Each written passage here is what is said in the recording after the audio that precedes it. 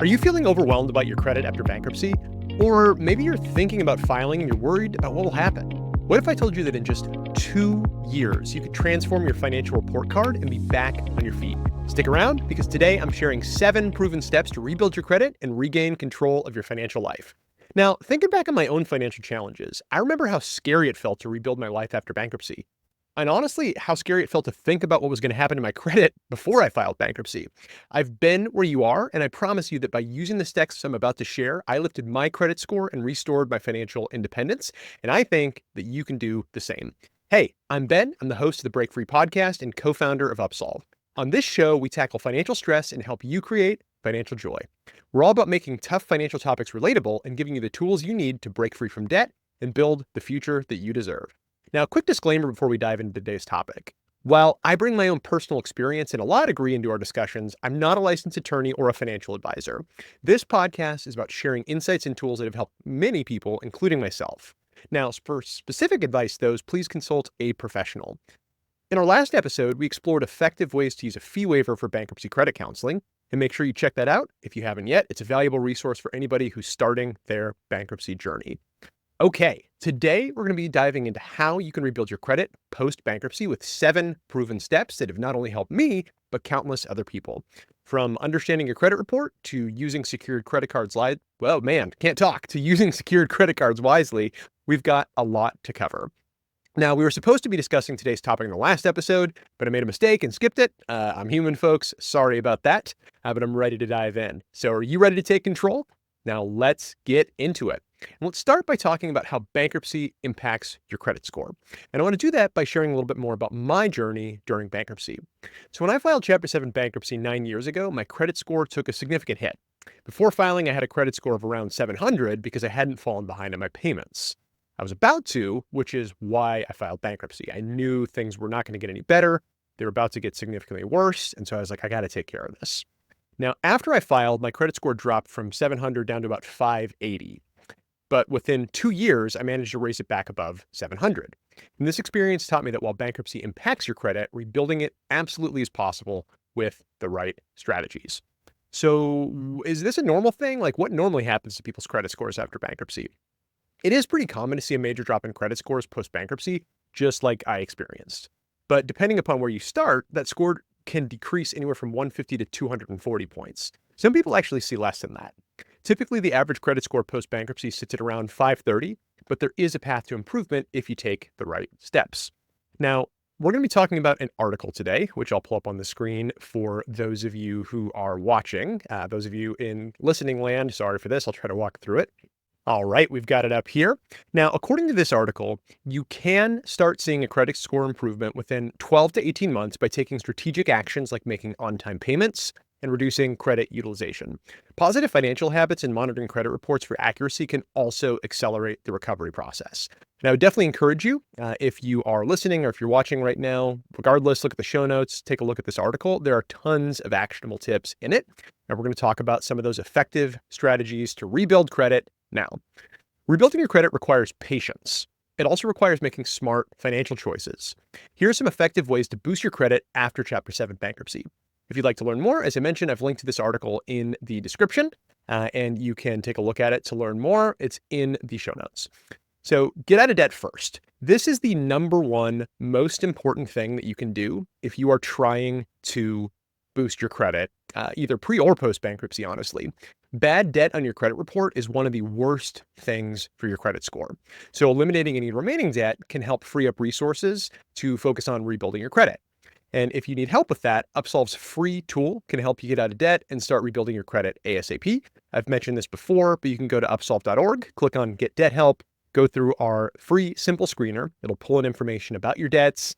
You tell it information about your needs, priorities, etc.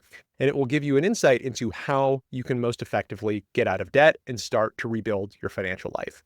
It's a great resource. And as I mentioned, getting out of debt can be the most important first step in rebuilding your credit. Bad debt usually equals bad credit. So clean it out sooner than later and you can start to move on. Next is to dispute any unauthorized or incorrect items on your credit report. Regularly check your credit reports for inaccuracies and dispute any errors that you see. And this will ensure that your credit report accurately reflects the correct information. So if you look at your credit report and you see like 15 credit inquiries on there, right? And you know none of those were you, might be some fraud going on. And that could be bad for your credit, right? Like hard inquiries can reduce your credit pre and post bankruptcy. And so it can be effective to, look at that, file a dispute with the bureau if you see something on there that isn't from you. Or if you see something that should have fallen off, like maybe you filed bankruptcy years ago and it's still on your report and negatively affecting you, you can file a dispute on those things and potentially boost your credit score by getting those inaccurate items off. Another is to start rent reporting. This is a really interesting thing. So rent reporting is a process of submitting any rent payment that you make to the credit bureaus as if it was a credit payment. So if you're making good monthly rent payments, you can actually boost your credit score by setting up something to report those payments to the bureau. Now, there are ways to do this manually. There are also a lot of automated services. I'll show you one of those later. But this is a great option. You can Google rent reporting online. Upsolve has some articles about it as well. Take a look at that. It can really help to boost your credit. Next, you can get a secured credit card. Now, this is the thing most people have heard about. A secured credit card requires a cash deposit as collateral. It can be an excellent way to start rebuilding your credit, using it responsibly by making small purchases and paying off the balance in full each month. Essentially, how this works is you have a card that you put up an amount of cash for. So let's say $500. And that $500 is used to repay any purchases. So you can charge up to $500. The repayment comes out of your $500 and you continue forward. So it's a way of getting credit without fully borrowing that money from a lender.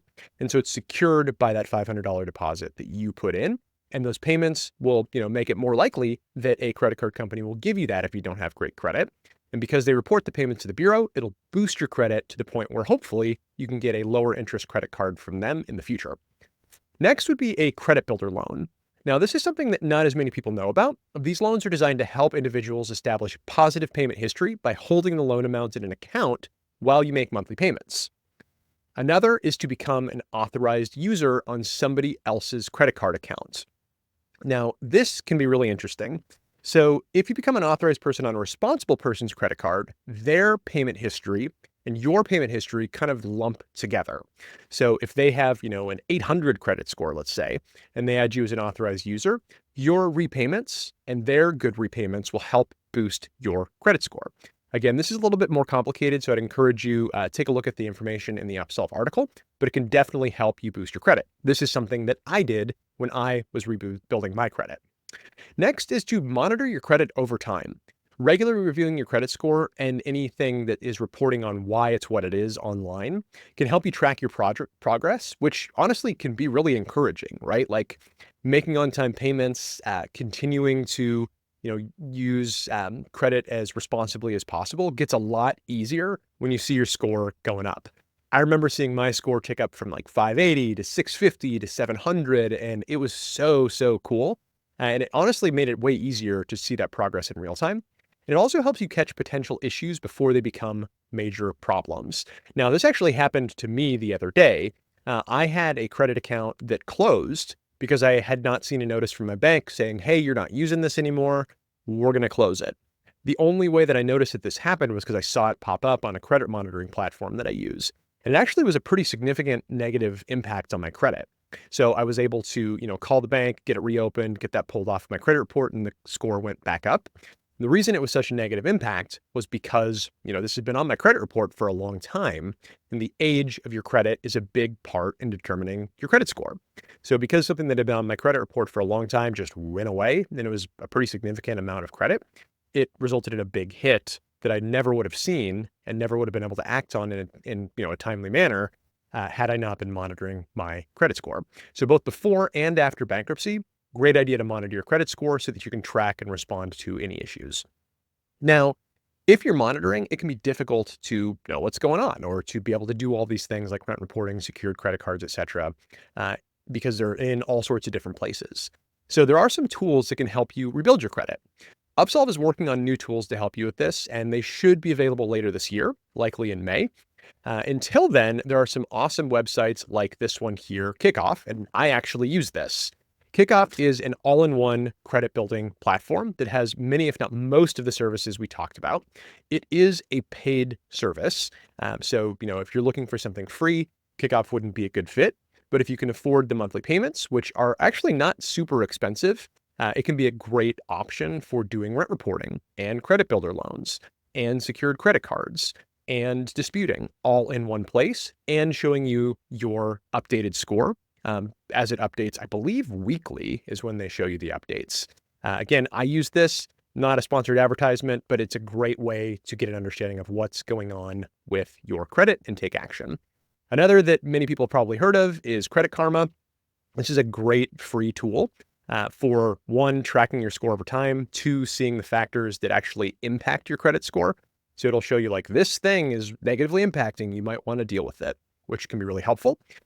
But it also has the benefit of showing you credit cards that you're eligible for, which can be a great thing post-bankruptcy to know, okay, I can get this card, this interest rate. So you can keep your interest rates low, have, better debt going forward, and then boost towards even better credit cards over time, which is awesome. There's some great credit cards that have great rewards that also have low interest rates that once you clear the bad debt, get out of debt through bankruptcy, might become available to you. And Credit Karma is a great way of finding those things that you don't fall back into debt, but you can use credit to your advantage.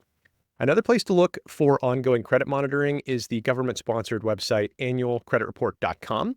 And on here, you can get free weekly online credit reports from the major bureaus, Equifax, Experian, and TransUnion. This, as I mentioned, is a government website, so they're not going to be trying to sell you something, which can be really helpful, right? Like Kickoff and Credit Karma are, they're for-profit companies, so they have services they try to sell you. The government website doesn't. As I said, you can get free credit reports weekly from the three bureaus. You can also look at the three credit bureaus themselves, which I'll show you here: Experian's website, Equifax's website, and TransUnion's website. These, the three bureaus that I'm showing here, these websites can be kind of hard to navigate. They're great places to manage your credit report. As a matter of fact, I actually will often go on them and freeze my credit. One thing that will do is it prevents anybody from being able to use your social security number to apply for new credit until you unfreeze it, which can protect against fraud. Identity theft is everywhere on the internet these days. Freezing your credit in these websites, which you can do for free, prevents really some significant risk from happening because nobody can apply for credit as your name while your report is frozen. The one challenge on these websites, you can get your free credit reports, you can take action on your credit reports here. The one challenge is that they're often trying to sell you something like a credit monitoring service, right? Like if you look at TransUnion's site here, I click Get Started Now, and it's saying like, hey, create an account, and they're going to, by default, kind of take you into a paid program. All of them have free programs, but they're kind of hidden. So be careful when you're signing up that you are not signing up for a paid service unless you want it. You kind of have to look through the fine print and say, oh, wait, is there a free thing in here? Here it is. But it's kind of hidden because, they're for-profit companies as well. They're trying to make money. They do have free services that provide many of the things that their paid services provide as well. So definitely encourage you, if you have not yet, take a look at those. Okay, we talked about a lot today. We talked about things you can do to rebuild your credit after bankruptcy. We showed you some of the ways that you can monitor what's going on, gave you some tips and tricks as to resources that might help you forward. Rebuilding your credit after bankruptcy isn't an overnight process, but with consistent effort and the right tools, you can get back on track. I know this because I did it, and if I can do it, anybody can. Remember, it isn't just about getting out of debt. It isn't just about boosting credit. It's about creating a better financial future for yourself. Join us next time on Wednesday, January 29th, as we tackle an important topic: how to handle car loans that you can't afford. And actually, this was a big thing for me. This is a big part of why I needed to file bankruptcy, because I just couldn't handle my car loan because I was an Uber driver, and my credit cards, my low income, all of these things. And we're going to talk about how to handle car loans like that in the next episode.